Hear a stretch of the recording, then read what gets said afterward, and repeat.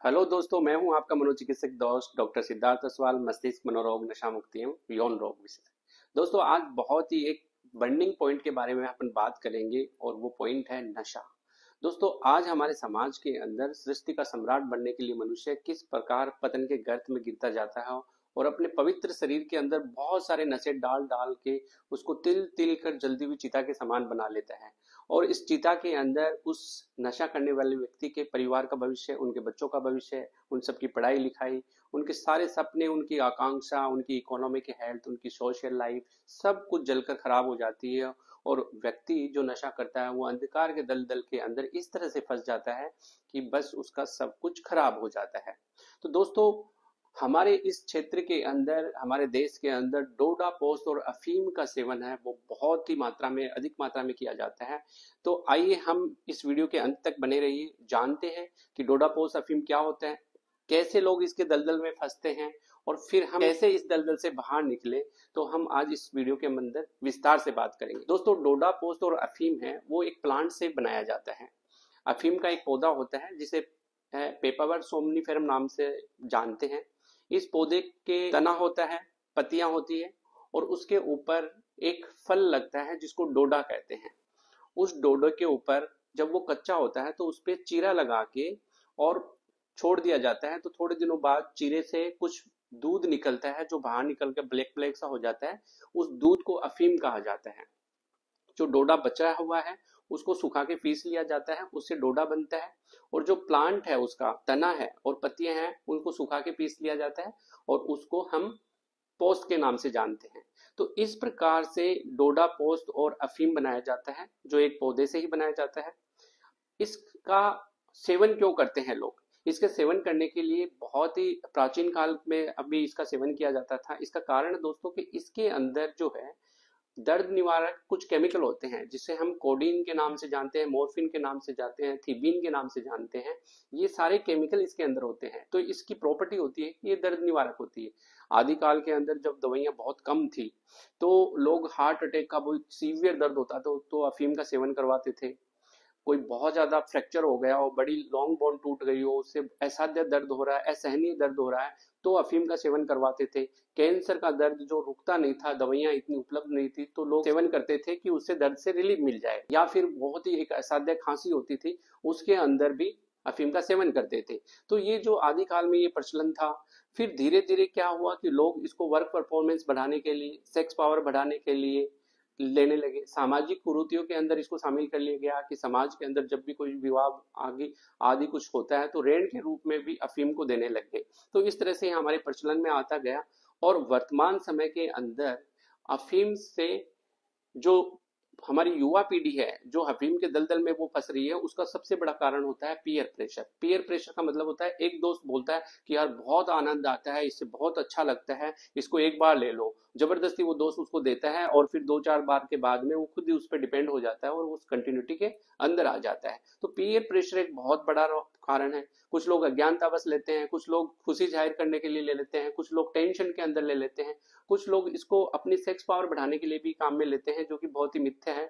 कुछ लोग हैं वर्क परफॉर्मेंस भी बढ़ाया जाता है। पुराने समय के अंदर भी लेबर क्लास को उसका उसके जो लेबर हावर बढ़ाने के लिए या उनसे मजदूरी ज्यादा कराने के लिए उनको डोडा पोस्ट चाय में मिला के पिलाया जाता था, जिसकी वजह से वो लंबे समय तक काम करते रहे। इस तरह की बहुत सारी धारणाओं, गलत प्रचलनों के कारण लोग नशे के दलदल के अंदर फंसते हैं और फिर इस तरह से फंसते हैं कि उनके बहुत सारे साइड इफेक्ट्स आने लग जाते हैं। दोस्तों, अब जो डोडा पोस्ट या अफीम जो लेते हैं वो अफीम को, उसके जो साइड इफेक्ट्स आते हैं उनको हम दो भागों में डिवाइड करते हैं। पहला भाग है वो होता है कि इससे शॉर्ट टर्म इफेक्ट्स क्या आते हैं और दूसरा होता है कि इससे लॉन्ग टर्म इफेक्ट्स क्या आते हैं। शॉर्ट टर्म जो प्रभाव होते हैं वो उसके बारे में हम जानते हैं। दोस्तों, शॉर्ट टर्म जैसे ही आदमी नशा लेना शुरू करता है तो शुरू शुरू में उसके ब्रेन के अंदर एक रिवॉर्ड सर्किट चलता है और रिवॉर्ड सर्किट से उसके ब्रेन के अंदर वेंट्रल टेगमेंटम एरिया है वो एक्टिवेट हो जाता है, जिसकी वजह से उसको प्लीजर मिलता है, खुशियां मिलती है और इंसान यूफोरिया के अंदर रहने लग जाता है। तो शुरू शुरू में उसको अच्छा लगता है, उसका मन हल्का हल्का रहता है। चूंकि ये दर्द निवारक भी इसमें कंपोनेंट होते हैं, केमिकल होते हैं, जिसकी वजह से दर्द खत्म हो जाता है तो शरीर हल्का हल्का होता है। पल्स रेट और रेस्पिरेटरी रेट है वो डिक्रीज हो जाती है तो आदमी रिलैक्स फील करता है। लेकिन ये रिलैक्सेशन जो है वो थोड़े समय के लिए होता है। लंबे समय तक इसका सेवन लेने के बाद में इंसान इसका एडिक्ट हो जाता है, और एडिक्ट होने के पीछे भी बहुत बड़े 3 कारण होते हैं। 3 कारण क्या होता है दोस्तों? किसी भी तरह का नशा जो इंसान लेता है तो वो एडिक्ट इसलिए हो जाते हैं क्योंकि नशे के अंदर 3 चीजें होती हैं। एक होती है टॉलरेंस, दूसरी होती है साइकोलॉजिकल डिपेंडेंस, और तीसरी होती है फिजिकल डिपेंडेंस। टॉलरेंस का मतलब होता है कि सेम डोज लेने के बाद में उसका जो डिजायर इफेक्ट है वो धीरे धीरे कम होता जाता है। तो वो डिजायरेबल इफेक्ट लेने के लिए हमें डोज को बढ़ाना होगा। तो इस तरह से नशा है, जो पहले कोई 1 ग्राम ले रहा है, 1-2 महीने के बाद उसको 2 ग्राम लेना पड़ेगा सेम इफेक्ट के लिए। फिर 2-3 महीने के बाद, 4 महीने के बाद सेम इफेक्ट के लिए उसको और डोज बढ़ानी पड़ेगी। इस तरह से नशा अपनी लाइफ में बढ़ता जाता है और वो उस पर एडिक्ट हो जाता है। दूसरा होता है साइकोलॉजिकल डिपेंडेंस। साइकोलॉजिकल डिपेंडेंस में ये होता है दोस्तों कि जब इंसान नशे का शुरुआत में सेवन करता है तो उसको यूफोरिया होता है, फीलिंग ऑफ वेल बींग होता है, वेल सेंस होता है। तो जिसकी वजह से दर्द निवारक प्रॉपर्टी भी काम करती है, तो जिसकी वजह से उसको लगता है कि हाँ ठीक है, तो उसका ब्रेन है वो उस चीज में रहने का आदी हो जाता है। तो धीरे धीरे साइकोलॉजिकल डिपेंडेंस डेवलप हो जाती है। और तीसरा होता है फिजिकल डिपेंडेंट। फिजिकल डिपेंडेंस ये होता है दोस्तों कि नशे के अंदर एक बहुत बड़ी प्रॉब्लम होती है कि जब नशा शरीर को नहीं मिलता है तो विड्रॉल सिम्टम्स आते हैं। विड्रॉल सिम्टम्स के अंदर इंसान को जब डोडा पोस्ट या अफीम नहीं मिलता है तो उसकी आंखों से पानी आता है, घबराहट होती है, बेचैनी होती है, उसकी नींद उड़ जाती है, भूख उड़ जाती है, कुछ भी अच्छा नहीं लगता है, काम करने का मन नहीं लगता है, दस्त होने लग जाता है, आंखों से पानी, नाक से पानी आने लगता है, और उसकी जो क्षमता है, उसकी जो एनर्जी है वो जीरो हो जाती है, उसके उठने की हिम्मत नहीं होती, वो बिस्तर में पड़ जाता है। तो इस विड्रॉल इफेक्ट की वजह से उसके अंदर फिजिकल डिपेंडेंस डेवलप होती है। उसको सेम टाइम पे वापस से नशा लेना पड़ता है। अगर वो नशा नहीं लेता है तो वह बहुत ही वायलेंट और हिंसक हो जाता है, क्राइम करने के लिए व्याकुल हो जाता है। नशे करने वाले जितने भी व्यक्ति हैं, शुरू शुरू के अंदर वो घर वालों से ऐसे इधर उधर से पैसे मारते हैं, फिर वो नशा खरीदते हैं, फिर धीरे धीरे घर वालों को पता लगता है कि नशा के लिए पैसा खर्च कर रहा है, तो उसके बाद में वो बाहर चोरियां करने लग जाता है। फिर धीरे धीरे बाहर चोरियां करते करते वो बड़ा बड़े क्राइम के अंदर फंस जाता है और बड़े क्राइम करने लग जाता है। इसलिए नशा समाज के अंदर स्वीकार्य नहीं है।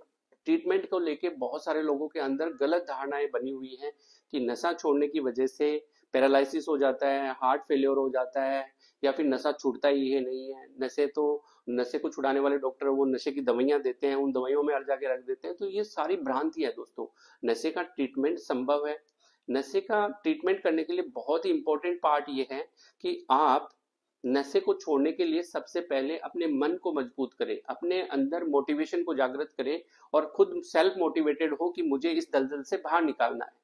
अगर आप ये सोचते हैं तो 60-70% आपका काम हो गया है, आप नशा छोड़ चुके हो। लेकिन बहुत सारे लोग होते हैं जो अंदर से मोटिवेटेड नहीं होते हैं, वो गलत गलत धारणाओं पे विश्वास करते हैं, ट्रीटमेंट पे विश्वास नहीं करते हैं, साइकियाट्रिस्ट से मिलते नहीं है, तो वो नशा नहीं छोड़ पाता।